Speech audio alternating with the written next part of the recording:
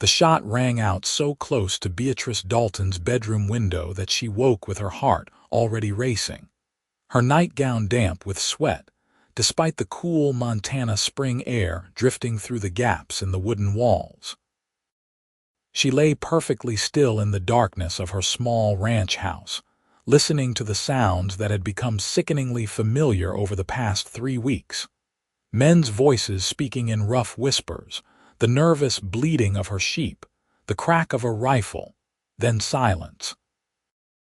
By the time she would light a lamp and throw on her boots and coat, they would be gone, vanished into the vast darkness of the rangelands surrounding her property, leaving behind only blood, empty cartridges, and the carcasses of whatever animals they had deemed too young or too sickly to bother hauling away.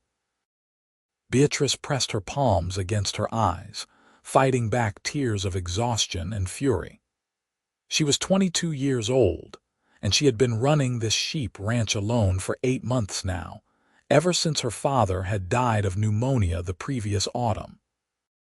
The ranch itself was modest, just 300 acres of grazing land in the rolling hills outside of Boise, Idaho, but her father had built it from nothing, and she would be damned if she would let thieves destroy everything he had worked for.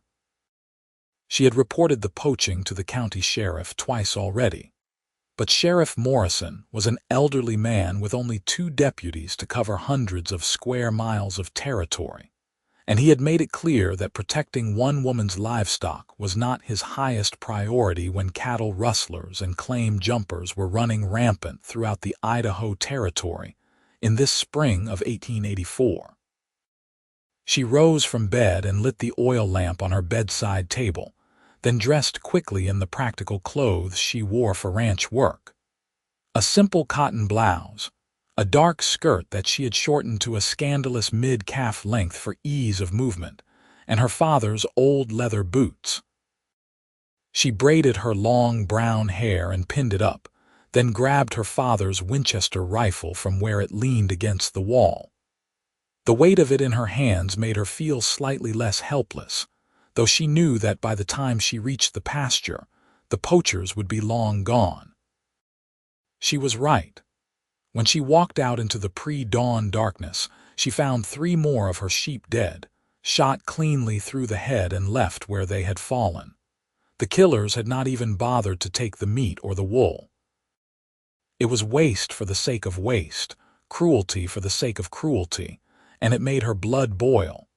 She had started with nearly 200 sheep when her father died. Now she was down to fewer than 130, and at this rate, she would have none left by summer. Beatrice knelt beside one of the dead animals and placed her hand on its still warm fleece. "I am so sorry," she whispered. "I am trying. I truly am trying." But trying was not enough, and she knew it. She needed help, but there was no one to ask. Her mother had died when Beatrice was only 7, and she had no siblings, no close relatives, no husband or suitor who might come to her aid. The neighboring ranchers were sympathetic, but unwilling to involve themselves in what they saw as her problem alone.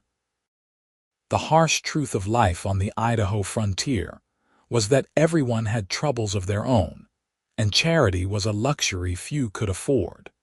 She was dragging the 3rd carcass toward the ravine where she disposed of the dead animals when she heard the sound of a horse approaching.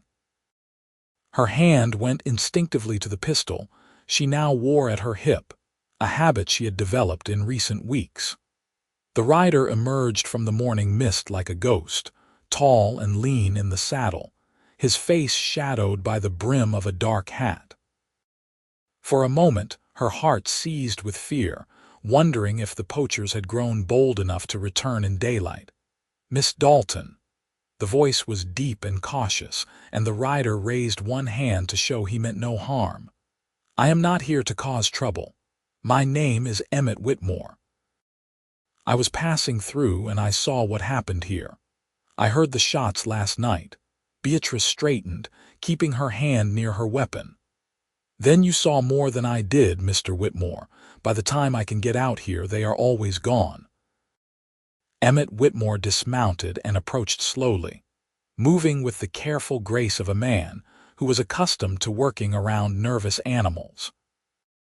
In the growing light of dawn, Beatrice could see that he was young, perhaps 26 or 27, with dark hair that curled slightly at his collar and eyes the color of summer grass. His clothes were dusty from travel but well made. Dark trousers, a blue cotton shirt, a leather vest, and a gun belt worn low on his hips. Everything about him spoke of a man who lived on horseback, and there was a certain hardness to his features that suggested he had seen his share of trouble. "How long has this been going on?" he asked, gesturing to the dead sheep. 3 weeks. Beatrice released her grip on her pistol but did not relax entirely. "They come every few nights. Sometimes they take a few animals. Sometimes they just kill them and leave them. I have reported it to the sheriff, but he says there is nothing he can do unless I can identify the men responsible." Emmett crouched beside one of the dead sheep and examined the wound. "Professional shot," he said quietly. "Clean kill. These men know what they are doing." He looked up at her, his green eyes serious. "Have you made any enemies, Miss Dalton? Anyone who might want to drive you off your land?" The question made Beatrice's stomach twist. She had tried not to think about that possibility, but it had lurked at the edges of her mind ever since the killings began. "There is a cattle rancher named Cyrus Blackwell who owns the property to the north," she said slowly. "He made an offer to buy my land after my father died. When I refused, he said I would regret trying to run this place on my own." "Blackwell." Emmett stood and brushed the dust from his knees. "I have heard that name. He runs about 3,000 head of cattle, does he not? Big operation." "The biggest in this part of Idaho," Beatrice confirmed. "He wants to expand, and my land sits right in the middle of his planned grazing routes. But I have no proof that he is behind the poaching. It could be anyone." Emmett was quiet for a long moment, staring out across the rolling hills where the morning sun was just beginning to paint the grass with gold. "I am a cowboy by trade," he said finally. "I have been drifting from ranch to ranch for the past few years, taking work where I can find it. I am not a gunfighter or a lawman, but I know my way around trouble, and I know how to keep watch. If you would have me, Miss Dalton, I would be willing to stand guard for a few nights and see if we can catch these poachers in the act." Beatrice studied him carefully, weighing the offer. Everything about Emmett Whitmore suggested capability and competence, but he was also a stranger, and inviting a strange man to stay on her property was not a decision to be made lightly. On the other hand, she was losing animals every few days, and at this rate, she would be bankrupt before autumn.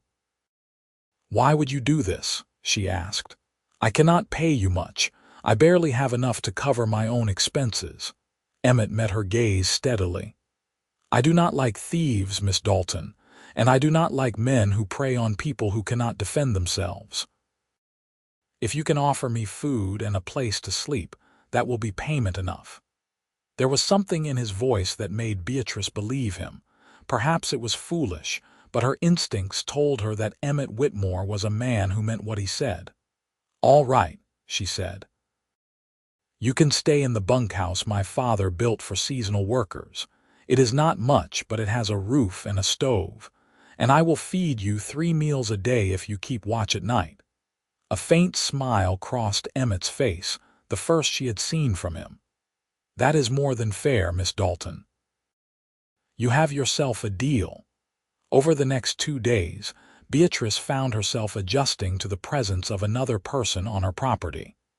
Emmett proved to be a man of few words but considerable competence. He spent the daylight hours helping her with the endless tasks that came with running a sheep ranch. Repairing fences, hauling water, checking the flock for signs of illness or injury. He worked without complaint from sunup to sundown, and when evening came, he would eat the simple meals she prepared, thank her politely, and then disappear into the darkness to keep watch over the pastures. Beatrice had been alone for so long that she had forgotten what it was like to have another person to talk to over dinner. At first, their conversations were brief and practical, focused on the work of the ranch and the movements of the flock. But gradually, as the initial awkwardness faded, they began to share more personal details of their lives. Emmett, she learned, had grown up on a small farm in Missouri. His parents had died when he was 16, victims of a cholera epidemic that had swept through their county. With no other family to turn to, he had sold the farm and headed west, working as a ranch hand, a trail driver, and occasionally as a scout for wagon trains crossing the territories. He had never stayed in one place for more than a few months, always moving on when the seasons changed or the work dried up. "You ever get tired of drifting?" Beatrice asked one evening as they sat on her porch watching the sun sink below the hills. Emmett considered the question, his hands wrapped around a tin cup of coffee. "Sometimes," he admitted. "There are moments when I see a place like this, a small ranch with good land and honest work, and I think about what it would be like to put down roots. But then I remember that everything I ever cared about was taken from me, and it seems safer to keep moving. If you do not have anything, you do not have anything to lose." His words struck a chord deep in Beatrice's heart. She had lost her mother young and her father only months ago, and she understood the terrible weight of grief, the fear of opening yourself up to pain again. "I used to think that way too," she said quietly. "After my mother died, I was so afraid of losing anyone else that I never let myself get close to people. But my father taught me that living in fear is not really living at all. He said that love and loss are two sides of the same coin, and you cannot have one without risking the other." Emmett looked at her with an expression she could not quite read. "Your father sounds like he was a wise man." "He was," Beatrice said, blinking back unexpected tears. "And stubborn. He refused to give up on this ranch even when everyone told him that sheep could not survive in cattle country. He proved them all wrong." "You are proving them wrong too," Emmett said. "It takes courage to keep fighting when everything is stacked against you." Beatrice felt her cheeks warm at the compliment. She was not accustomed to praise, especially not from a man whose good opinion she was beginning to value far more than she should. "I am not doing a very good job of it," she said. "If you had not come along, I would probably have lost the entire flock by now." "But I did come along," Emmett said. "And we are going to catch these poachers and put a stop to this." He spoke with such quiet conviction that Beatrice almost believed him. Almost. On the third night of Emmett's vigil, the poachers returned. Beatrice woke to the sound of gunfire and men shouting, and she grabbed her rifle and ran outside in her nightgown and boots, her heart hammering with fear and adrenaline. The scene that greeted her was chaos. In the pasture below her house, she could see the dark shapes of men on horseback, at least 4 of them, circling her flock like wolves. Her sheep were panicking, running in all directions, and in the middle of it all was Emmett, standing his ground with his rifle raised. "That is far enough." Emmett's voice cut through the darkness like a whip crack. "You are trespassing on private property, and I will shoot the next man who touches one of these animals." One of the riders, a big man on a roan horse, laughed. "This is Blackwell land now, Cowboy. The lady just does not know it yet. Ride away while you still can." "This land belongs to Miss Dalton," Emmett said coldly, "and I am not going anywhere." Beatrice reached the pasture just as the big man reached for his gun. Everything seemed to happen in slow motion. She saw Emmett move, saw the flash of his rifle, heard the crack of the shot. The big man cursed and grabbed his shoulder, his pistol falling from his hand. The other riders wheeled their horses around, clearly not expecting resistance. "The next shot will not be a warning," Emmett shouted. "And there are two of us now." Beatrice raised her own rifle, trying to keep her hands from shaking. "He is right. You need to leave now, or I will ride into town and tell Sheriff Morrison that you are the ones who have been killing my animals." There was a tense moment when she thought the men might charge them anyway. But then the big man spat into the dirt and jerked his horse's head around. "This is not over," he snarled. "Blackwell is not going to let some girl and a drifter stand in his way." The riders thundered off into the darkness, and Beatrice felt her legs go weak with relief. She lowered her rifle and realized she was trembling from head to foot. Emmett was at her side in an instant, his hand on her shoulder steadying her. "Are you all right?" he asked, his voice tight with concern. "I think so," Beatrice managed. "Are you hurt?" "No, they never got off a clean shot." Emmett looked in the direction the riders had fled. "But they will be back, Miss Dalton, and next time they will bring more men. We need to get you to safety." "Safety?" Beatrice shook her head, anger replacing her fear. "This is my home, Mr. Whitmore. I am not running away from it." "I am not suggesting you run," Emmett said, "but we need to be smart about this. If Cyrus Blackwell is behind these attacks, and I think we both know he is, then he is not going to stop until he gets what he wants. We need evidence that will stand up in court, and we need the law on our side." Beatrice knew he was right, but the thought of going to the sheriff again, of begging for help that might never come, made her feel sick with frustration. "Morrison will not do anything," she said bitterly. "He has made that clear." "Then we go over his head," Emmett said. "There is a territorial marshal in Boise. His name is Frank Coleman, and he has a reputation for taking on corruption and powerful men who think they are above the law. If we can get evidence to him, he will act." "What kind of evidence?" Beatrice asked. Emmett's expression was grim. "The kind that proves Blackwell is ordering these attacks. I winged one of those men tonight. If we can find out which of Blackwell's ranch hands is nursing a shoulder wound, we will have a witness.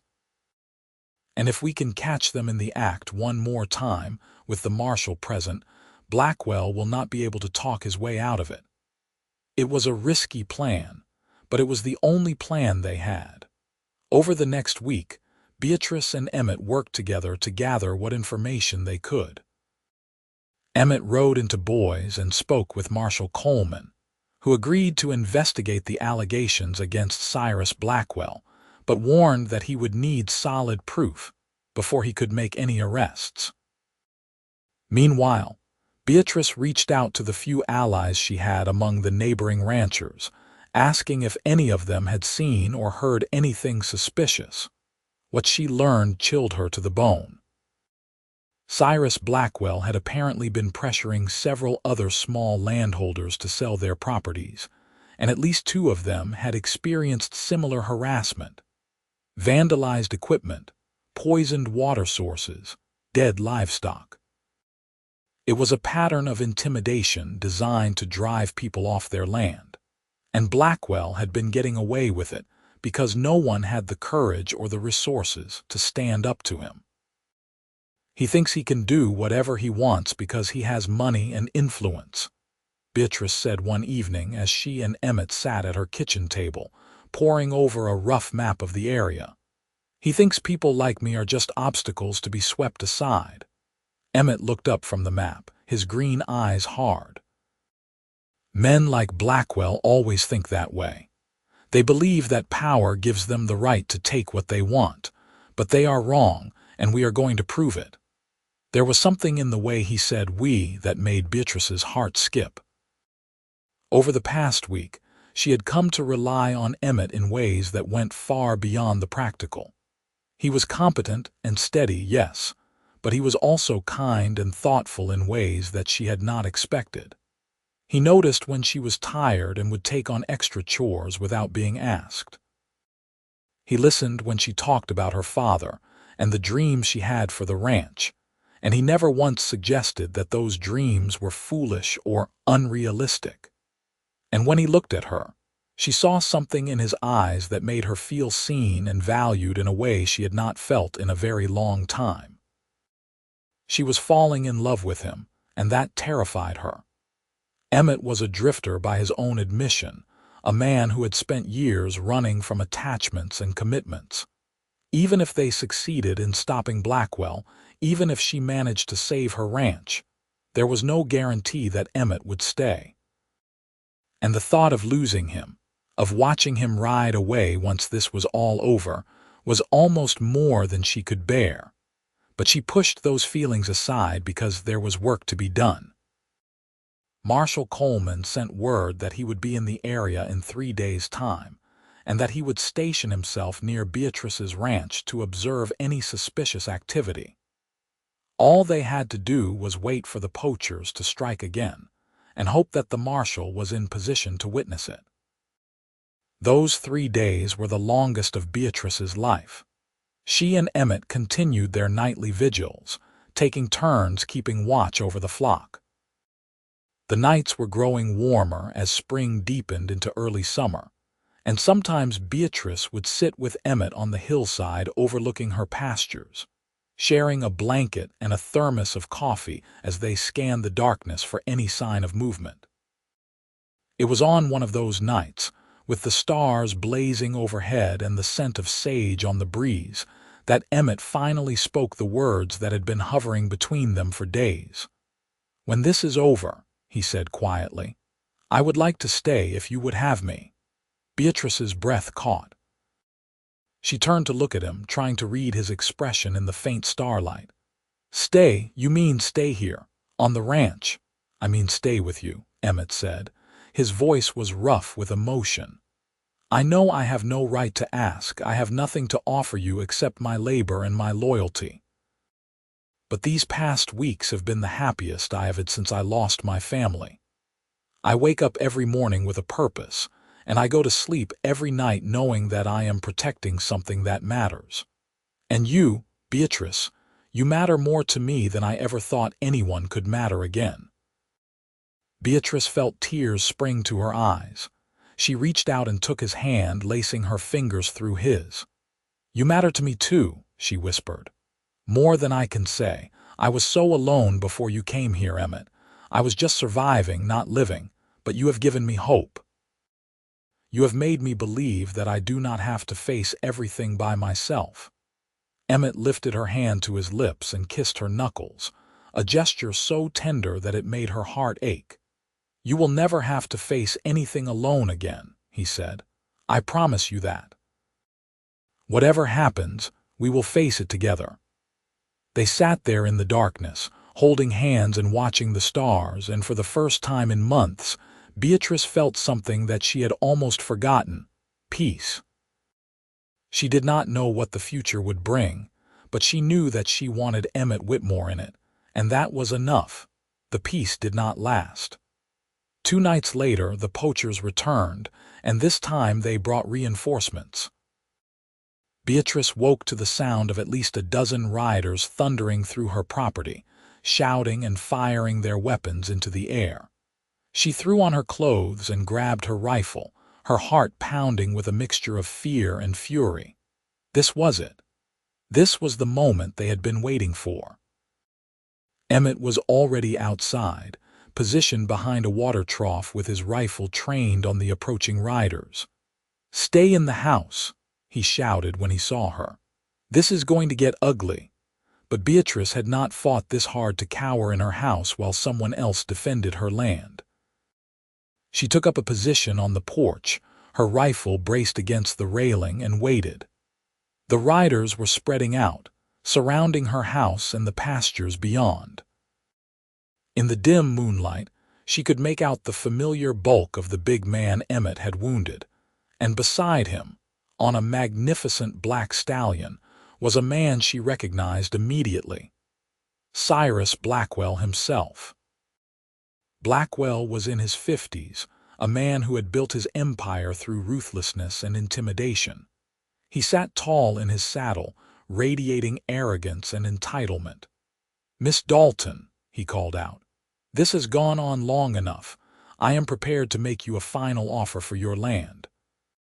$10,000, cash money, and you can walk away from this whole mess without any more trouble. My land is not for sale, Beatrice shouted back. Not now, not ever. Then you are a fool, Blackwell snarled. I have been patient, Miss Dalton, but my patience has run out. You have 1 minute to reconsider before my men burn this place to the ground. I do not think so. A new voice rang out from the darkness, and Marshal Frank Coleman emerged from behind the barn, flanked by 4 deputized men with rifles. Cyrus Blackwell, you and your men are under arrest for trespassing, destruction of property, and conspiracy to commit arson. The effect was immediate and dramatic. Several of Blackwell's men wheeled their horses around, clearly intending to flee. But Coleman's deputies were ready, and within minutes they had rounded up the entire group.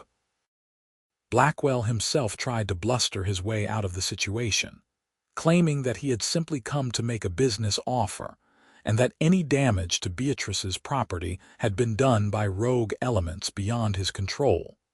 But Marshal Coleman was not buying it. We have witnesses who will testify that you ordered these attacks, he said coldly. And we have one of your men who is willing to turn evidence against you in exchange for leniency.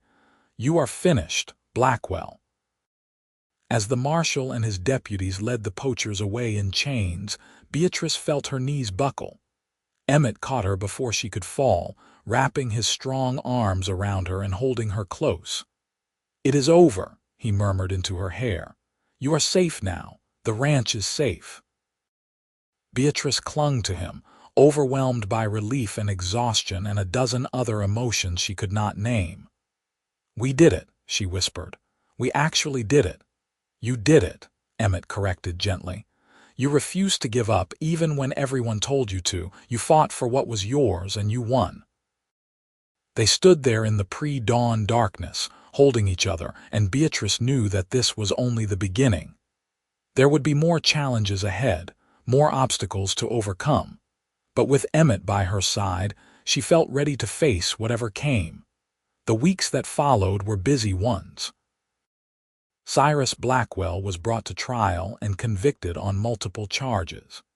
His ranch was seized to pay restitution to the people he had victimized, and several of his former employees came forward with additional allegations of corruption and abuse. It was a scandal that rocked Boise and the surrounding counties, and it sent a clear message that even powerful men could be held accountable for their actions. For Beatrice, the end of the poaching brought a sense of security she had not felt since her father's death. With Emmett's help, she was able to rebuild her flock and repair the damage that had been done to her property. Marshal Coleman, impressed by Emmett's courage and competence, offered him a position as a deputy, but Emmett turned it down. He had found what he had been searching for all along: a home, a purpose, and a woman he loved. On a warm evening in late June, as they sat on the porch watching the sunset paint the Idaho hills in shades of gold and crimson, Emmett took Beatrice's hand and asked her to marry him. There was no fancy speech, no elaborate proposal, just a simple question asked with his whole heart. Will you have me, Beatrice? Will you let me spend the rest of my life by your side? Beatrice did not hesitate. Yes, she said, her voice shaking with joy. Yes, Emmett, 1,000 times yes. They were married in August in a small ceremony at the church in Boise. The neighboring ranchers who had once been too afraid to help Beatrice came to celebrate with them, along with Marshal Coleman and several of his deputies. It was a modest affair, but it was filled with warmth and genuine happiness. And as Beatrice stood beside Emmett and spoke her vows, she felt as though her life was finally beginning. The years that followed were not always easy, but they were good. Beatrice and Emmett worked side by side to build their ranch into one of the most successful operations in the region. They expanded their flock, purchased additional land, and eventually diversified into cattle as well. Emmett proved to have a natural gift for animal husbandry, and Beatrice discovered that she had a keen head for business. Together, they were a formidable team. In the spring of 1886, Beatrice gave birth to their first child, a healthy baby boy they named Samuel, after Emmett's father. Holding her son for the first time, Beatrice was overwhelmed by a love so fierce it took her breath away. She looked up at Emmett, who was gazing at their child with wonder and joy written all over his face, and she knew that this moment, was what she had been fighting for all along. 2 years later, they welcomed a daughter, Grace, who had her mother's brown hair and her father's green eyes. And 3 years after that, another son, Thomas, who was as stubborn and determined as both of his parents combined. The house that had once echoed with loneliness was now filled with laughter and noise and the beautiful chaos of family life. Emmett proved to be a devoted father. He taught Samuel and Thomas to ride almost as soon as they could walk, and he braided Grace's hair every morning with a patience and gentleness that never failed to make Beatrice's heart swell with love. He told their children stories of his travels and the wild places he had seen, but he always made it clear that his wandering days were over. "I have everything I need right here," he would say, pulling Beatrice close and kissing the top of her head. "This is home." As the children grew, Beatrice and Emmett made sure to teach them the values that had guided their own lives. The importance of hard work, the necessity of standing up for what was right, and the courage to fight for the things you loved. They told them the story of how the ranch had almost been lost to thieves and intimidation, and how their father had stood guard night after night until the danger passed. "Your father saved this place," Beatrice would say. "He saved me." "We saved each other," Emmett would always correct, his eyes meeting Beatrice's with the same love and devotion that had been there from the beginning. In 1895, more than a decade after that fateful spring when Emmett had first ridden onto her property, Beatrice and Emmett stood together on a hillside overlooking their ranch. Their children were playing in the yard below, their laughter carrying on the breeze. The flock had grown to over 500 sheep, and they now ran 200 head of cattle as well. The ranch house had been expanded and improved, and they had built a proper barn and several outbuildings. It was everything Beatrice's father had dreamed of and more. "You ever regret it?"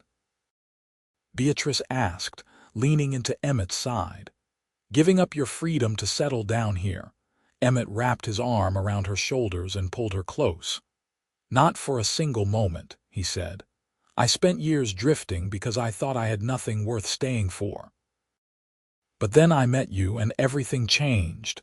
You gave me a reason to stop running, Beatrice. You gave me a home, a family, a life worth living. How could I ever regret that?" Beatrice tilted her face up to kiss him, a kiss that still sent sparks through her even after all these years. "I love you," she whispered. "I loved you from the moment you offered to stand guard for me, even though you had nothing to gain from it." "I had everything to gain," Emmett said. "I just did not know it yet." They stood there together as the sun set over the Idaho hills, watching their children play and feeling the solid earth of their land beneath their feet. The struggles of those early days felt like a distant memory now, a storm that had passed and left them stronger in its wake. There would be other challenges in the years to come, of course. There always were.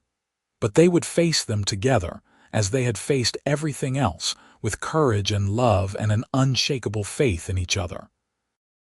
As darkness fell and the stars began to emerge, Emmett took Beatrice's hand and led her back down the hill toward home. The lights in their house glowed warm and golden, and through the windows they could see their children gathered around the table, waiting for dinner.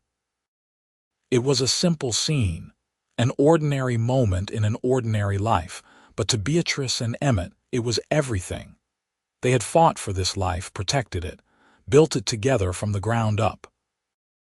And as they walked hand in hand toward the warmth and light of their home, surrounded by the land they loved and the family they had created, they knew that every struggle, every sacrifice, every sleepless night standing guard had been worth it. This was their happy ending, but it was also their happy beginning, a life that would continue to unfold in all its messy, beautiful complexity for many years to come.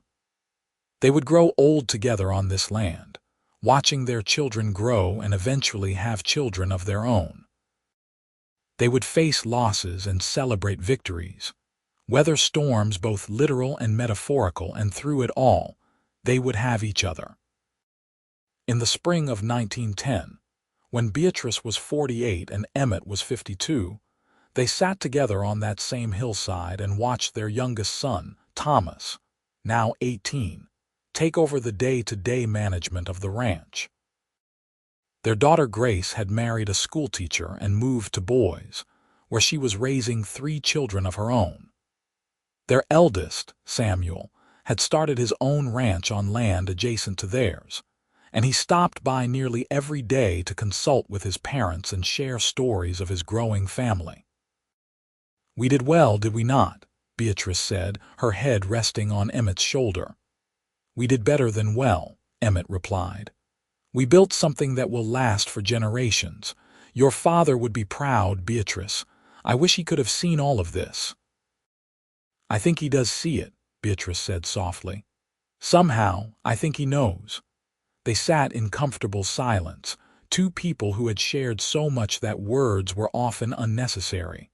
The ranch sprawled out before them, a testament to their love and their labor. The sheep grazed peacefully in the pastures where poachers had once terrorized them. The house stood solid and strong, filled with memories and life.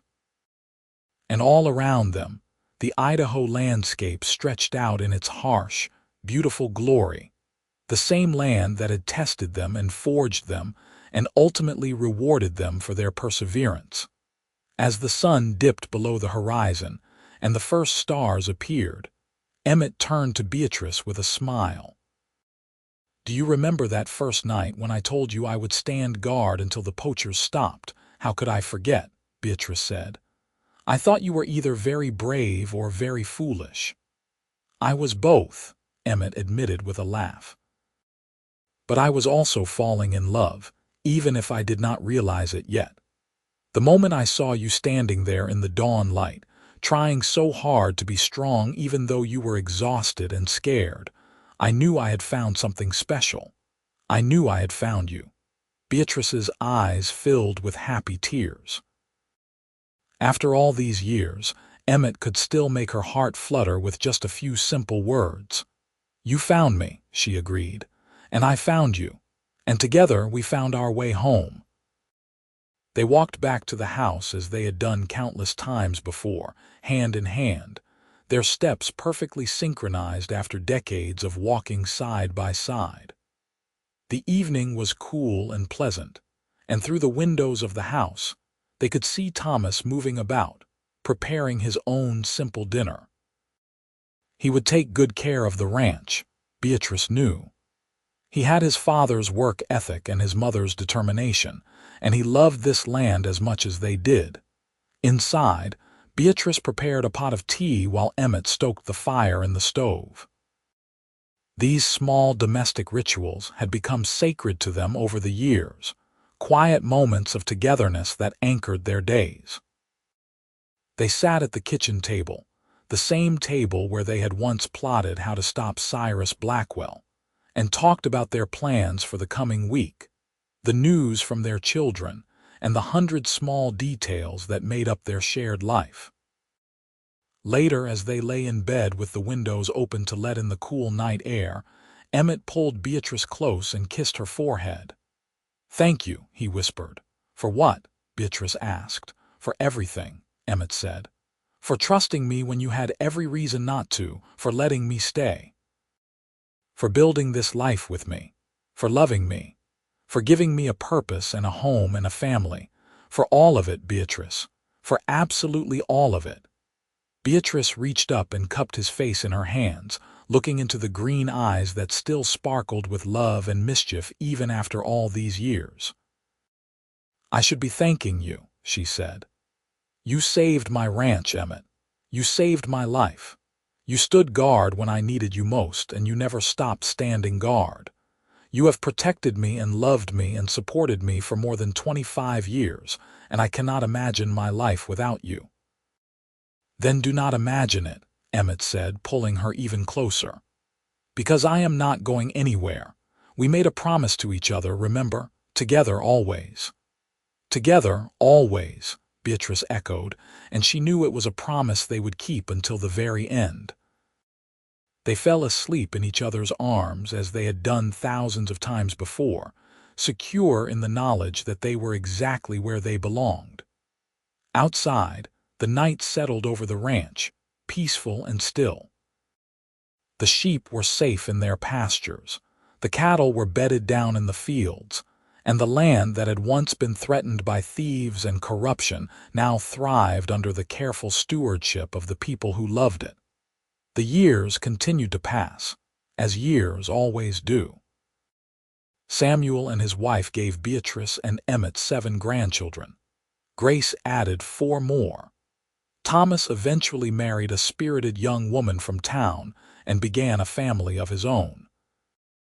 The ranch expanded and evolved, adapting to changing times and new technologies, but it remained at its core what it had always been. A family operation built on hard work, integrity, and love. Beatrice and Emmett grew old together, their hair turning silver, their faces weathering like the Idaho landscape itself. But their love never diminished. If anything, it grew deeper and richer with each passing year, like wine aging in a cellar. They had seen each other at their best and their worst. They had nursed each other through illnesses, supported each other through losses, and celebrated each other's triumphs. They had built a life that was far greater than the sum of its parts. In the summer of 1920, Beatrice and Emmett celebrated their 37th wedding anniversary surrounded by their children, grandchildren, and a growing collection of great-grandchildren. It was a grand party held on the ranch, with tables laden with food, musicians playing fiddles and guitars, and people dancing under the stars. As Beatrice looked around at all the people who had sprung from the love she and Emmett had shared, she felt a profound sense of gratitude and completion. "This is what we fought for," she said to Emmett as they danced slowly together, their movements careful but still graceful. "This right here, this family, this community, this life. It is more than I ever dreamed possible," Emmett said. "When I rode onto your property all those years ago, I was a lost man with nothing to his name but a horse and a rifle. Look at what we have become, Beatrice. Look at what we have created." "We created a legacy," Beatrice said, "and it will continue long after we are gone." But they were not gone yet. They had more years ahead of them, more sunrises to watch together, more grandchildren to spoil, more memories to make, and they intended to savor every single moment.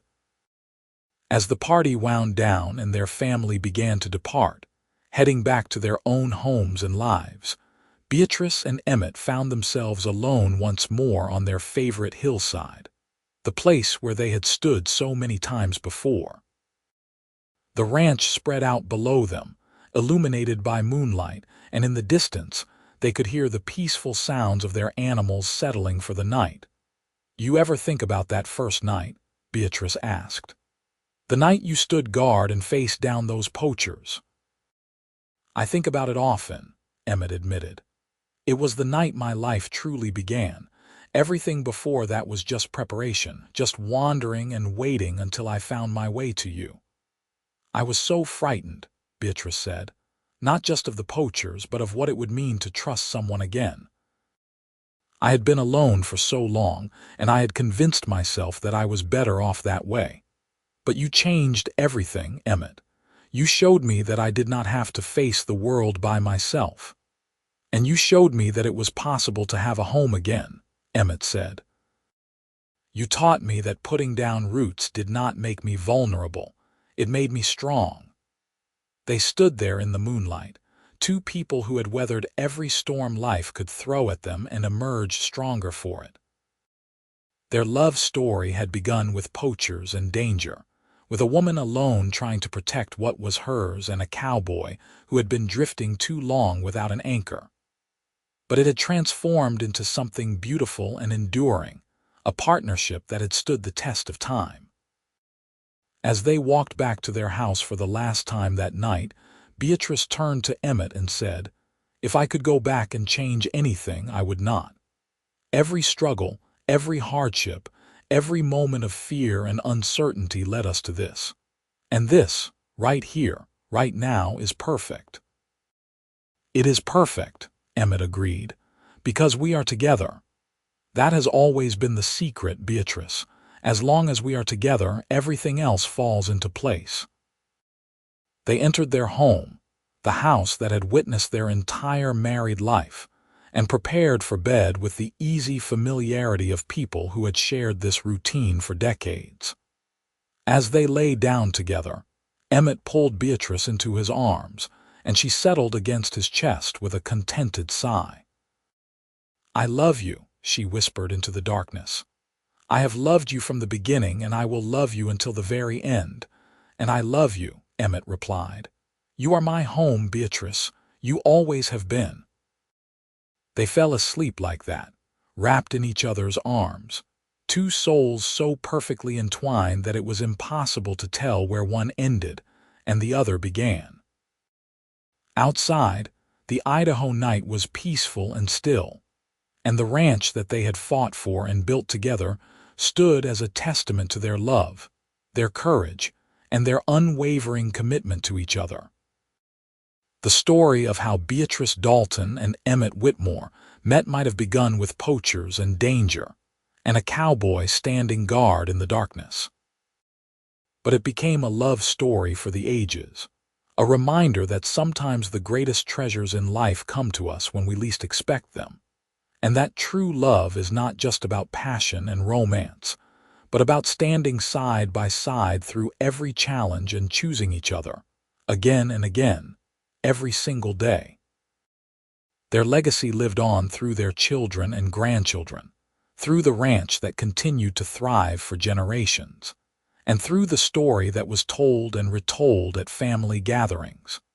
The story of the woman who refused to give up and the cowboy who stood guard until the danger passed, and how they fell in love in the process.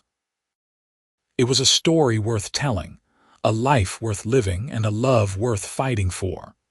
And in the end, that was all that really mattered. They had found each other in the wild, beautiful, dangerous landscape of the Idaho Territory in 1884, and they had built a life together that was filled with purpose, joy, and an abiding love that never wavered. As the years turned into decades and the decades into a lifetime, Beatrice and Emmett Whitmore remained what they had always been: partners, lovers, best friends, and soulmates. They had started as two people trying to survive in a harsh world, and they had become a family, a legacy, a love story that would be remembered and cherished long after they were gone. And when they finally passed, years later, within months of each other, as happens with people who have loved each other so deeply that they cannot bear to be apart, they were laid to rest side by side on a hill overlooking the ranch they had built together. Their graves were simple but well tended, always decorated with fresh flowers brought by children, grandchildren, great-grandchildren, and even great-great-grandchildren who had never met them but who knew their story and understood what they represented. The inscription on their shared headstone was simple and perfect: "Together, always." And that was exactly what they had been.